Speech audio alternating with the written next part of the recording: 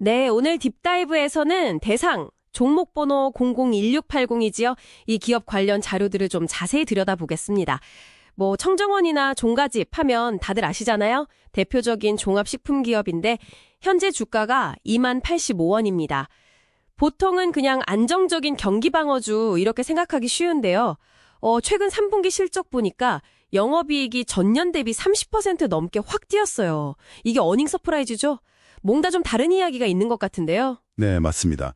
그 안정성이라는 이미지 너머에 꽤 역동적인 변화들이 숨어 있죠. 오늘 자료들을 보면 대상이 단순히 내수 식품 기업이 아니라 그 소재 사업에서의 극적인 턴어라운드, 또 K푸드를 앞세운 글로벌 확장 같은 성장 동력, 그리고 지금 1,400원대를 넘나드는 이 환율이라는 거대한 변수 사이에서 어떻게 움직이고 있는지 그걸 좀 깊이 파헤쳐 볼 필요가 있습니다. 결국 핵심은 현재 주가 20,085원이 기회냐 아니면 리스크냐, 그 본질을 파악하는 게 오늘 우리의 미션이라고 할 수 있겠습니다. 흥미롭네요. 그럼 바로 본론으로 들어가 보죠. 자료를 보니까요. 대상 사업이 크게 식품이랑 소재, 이 두 가지로 나뉘네요. 식품이야 뭐 매출의 거의 80% 가까이 되니까 이게 주력인 것처럼 보이는데 정작 기업 가치나 주가 변동성은 나머지 20%인 소재 사업이랑 해외 사업이 더 큰 영향을 준다? 뭐 이런 분석이 있어요. 이걸 매출의 함정이라고까지 표현했던데 왜 그런 겁니까? 네, 그게 바로 변동성 때문인데요. 식품 사업은 꾸준하긴 한데 뭐랄까 성장이 좀 제한적이잖아요. 반면에 소재 사업, 특히 예전에 그 중국발 공급 과잉 때문에 가격 폭락했던 라이신 악몽 같은 거 생각해 보시면 이 기여도의 변화폭이 훨씬 크거든요. 근데 중요한 건 자료들을 분석해 보면 이 소재 사업 부분이 이제 정말 최악은 지났고 확실히 좀 회복세에 들어섰다는 겁니다. 그러니까 식품이 안정적인 현금을 계속 벌어주고 소재랑 해외 사업이 성장을 확 끌어주는 그런 쌍끌이 구조로 바뀌고 있다는 거죠. 이번 3분기 실적 개선도 사실 이쪽이 끌어올린 거고요. 숫자가 정말 그걸 딱 보여주는군요. 3분기 영업이익이 30.3% 늘었고 4분기 전망치는 무려 61.2% 성장이에요. 와, 이거 진짜 바닥 짚고 강하게 올라오는 모습인데요. 네, 맞습니다. 이익 모멘텀이 아주 강하게 시작됐다는 걸 보여주는 숫자죠. 근데 동시에 좀 봐야 할 게 있어요. 사업 부문 간의 양극화 현상입니다. 자료 보면 국내 식품 쪽은 내수 경기가 안 좋다 보니까 3분기 누적으로 영업이익이 한 12.9% 줄었어요. 근데 반대로 해외에서는 김치, 소스, 편의식 이런 K푸드 수출이나 현지 법인 실적이 엄청나게 늘면서 전체 성장을 이끌고 있단 말이죠.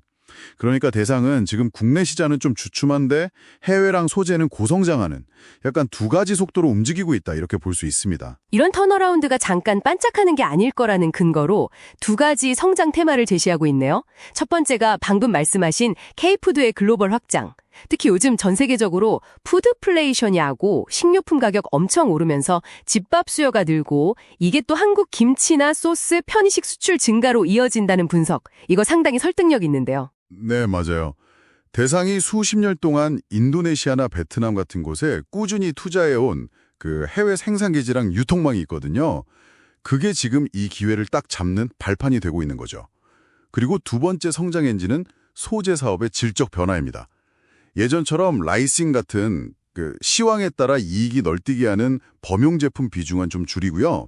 대신에 알룰로스, 이게 설탕 대체제인데 칼로리가 거의 없어요. 이런 거나 특수 전분 같은 고부가가치 스페셜티 제품 비중을 늘리겠다는 전략입니다. 이게 단순히 제품 구성을 바꾸는 걸 넘어서 뭐 푸드테크라든지 지속 가능성 같은 큰 산업 트렌드에도 맞는 방향이라서 장기적으로 기업 가치를 올릴 수 있는 중요한 포인트가 될 수 있다는 분석입니다. 야, 여기까지 들으면 정말 장밋빛 전망 같은데요. 근데 자료들이 또 현재 가장 큰 단기 리스크로는 원달러 환율을 딱 짚고 있어요. 작년 그 11월 말에서 12월 초에 1,440원 넘나들었던 그 고환율 상황 말이죠. 그때 뭐 계엄령 사태 같은 정치적 불확실성 이야기도 나오면서 투자 심리에 좀 부정적인 영향을 줬다는 분석도 자료에는 중립적으로 언급되어 있네요. 그렇죠.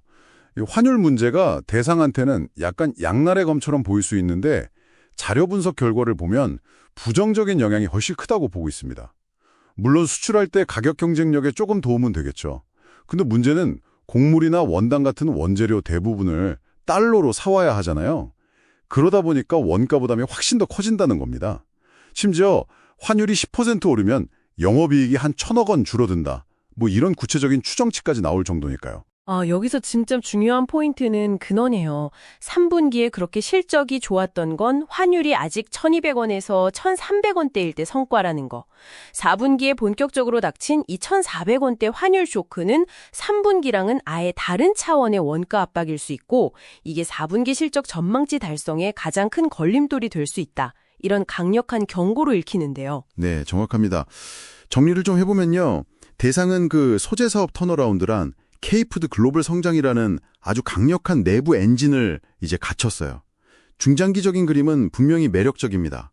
하지만 단기적으로 보면 이 1,400원대 고환율이라는 사실 기업이 통제하기 어려운 외부 변수가 이익을 깎아먹으면서 주가에는 좀 부담을 줄 수 있는 핵심 리스크라는 거죠.